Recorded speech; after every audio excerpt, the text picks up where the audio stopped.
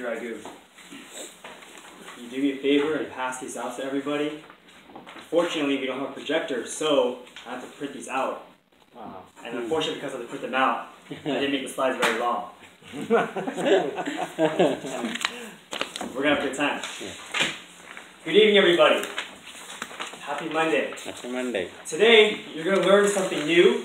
Hopefully, this is something that's relevant to your life and something that you can use and bring back home. In the Bay Area, people have all kinds of different crazy jobs. We have doctors who know every part of the human body. We have salesmen who know how to talk to people. We have coders who can read code like it's from the Matrix. But there's something that's actually very simple to learn that doesn't take a lot of brain power.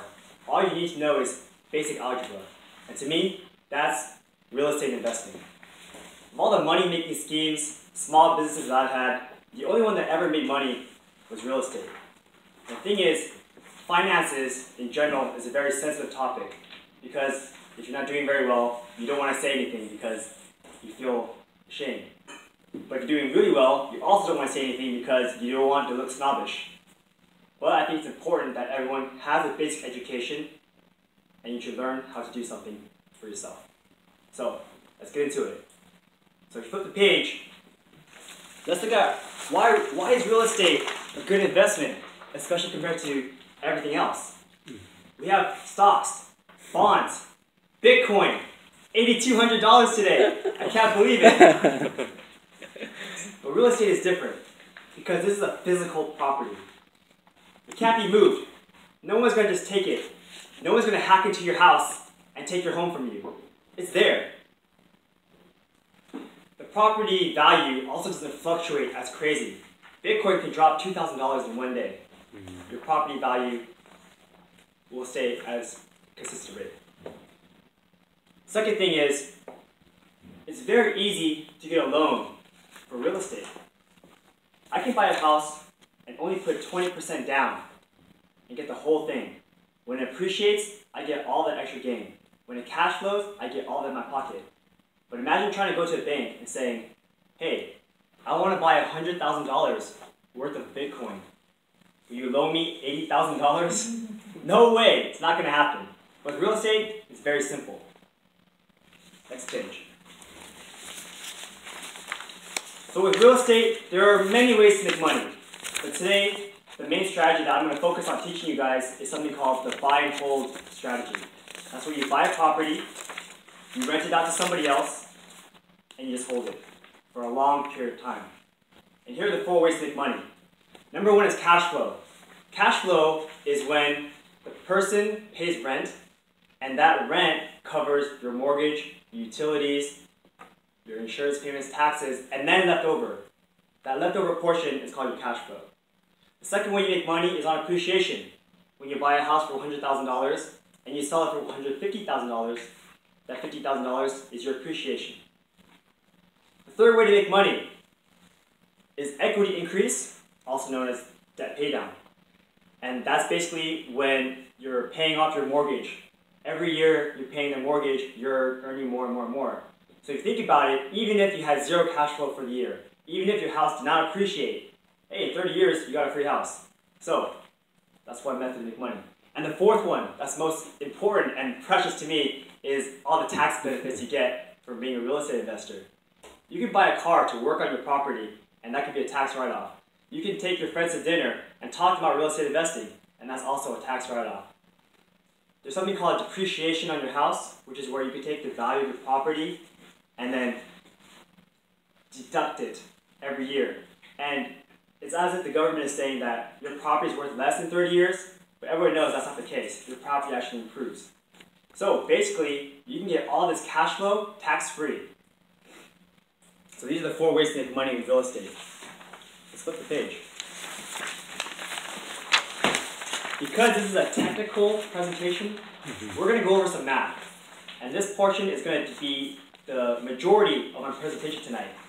So first things first, I need a volunteer who has a smartphone on them that is very good with their calculator. Who can be my volunteer? Becky, thank you. Please open your calculator app. We're going to go through this exercise together as a group.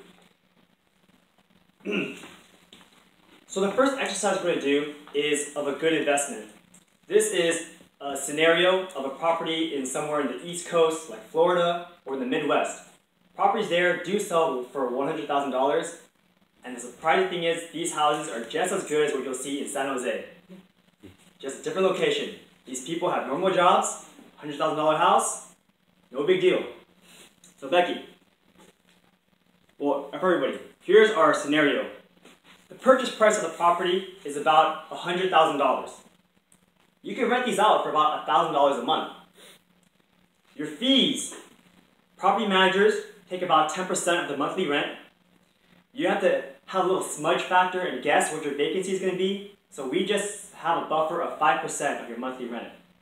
Maintenance, also, you're not going to have a 10% monthly maintenance cost, but over time something will break, your roof will get old. So we just set in that extra cushion too. Your taxes are about 1% of purchase price a year, and the insurance is about $1,000 a year. So, Becky, I need your help here. We're going to look at the right side and do some calculations. So if everyone can help me out.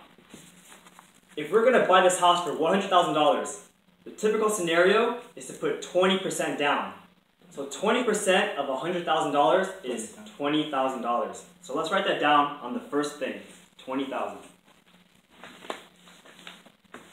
Okay, you probably don't need to calculate for this, but what is the rent per year? If your rent is $12,000 a year. Perfect, so let's write it down, $12,000. So Becky, this is probably where we need your help. The total fees per year. Can you add up these numbers? So we have 10% of the monthly rent for property manager, 5 for vacancy, and 10 for maintenance. So that's 25% of the monthly rent on these recurring costs. What is 25% of $12,000? $3,000. Now let's add in the $1,000 for insurance. And who knows what 1% of the purchase price is? 100. Another $1,000. So add 2,000. So what's 3,000 plus 2,000? 5,000. 5,000. All right, we're at 5,000 as a total fees per year. Now, if we're putting 20% down, our mortgage is going to be about $400 a month. So, what is $400 times 12? 4,800. 4,800. I guess we have a human calculator here. Okay, maybe now it's going to be a little harder. So what is your net income per year? The way you calculate that is by looking at the rent per year, subtract that by the total fees, subtract by the mortgage. 2,200, yeah. 2,200. Okay, Becky, can you calculate what 2,200 is divided by 20,000? That is your cash on cash return. 11%. We have a fast one. All right, 11%. 11%. So our cash on cash return is 11%.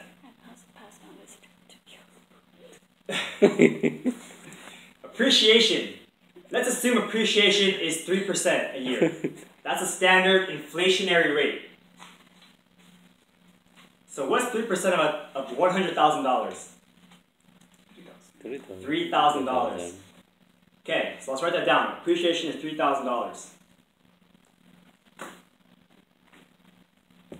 So if we add in our net income of $2,200 plus our appreciation of about $3,000, that's $5,200 a year. Mm. So if you divide $5,200 a year by 20,000, that's around 25%. So personally, 25% a year seems like a very good number to have, considering that regular stocks and bonds are about 10%. That's like the benchmark that people want for stocks. 10% for stocks, 6% or 5% for bonds. So here we have 25% on a basic investment in real estate. And this isn't anything special. This is a regular deal that you can find anywhere. So let's look at a quote, bad investment. This is a house in San Jose. We sold this house recently. Purchase price is about $1 million. In San Jose, you can maybe rent your house out for $3,500 if you're lucky. The fees are different. Your property manager is 6% because the price is different. That's fast. Vacancy is 5%, maintenance is 5%, tax is 1%, insurance and $1,000, and your mortgage is $4,000 a month. I need somebody to do this very quickly. Money down. The money down is $200,000. 200,000, yeah. Okay. Rent per year. What's 3,500 times 12? 42. Wow, you're fast. So then 16%. Okay, what are the total fees per year? 16%, yeah. 1600. Oh, per monthly rent. Okay.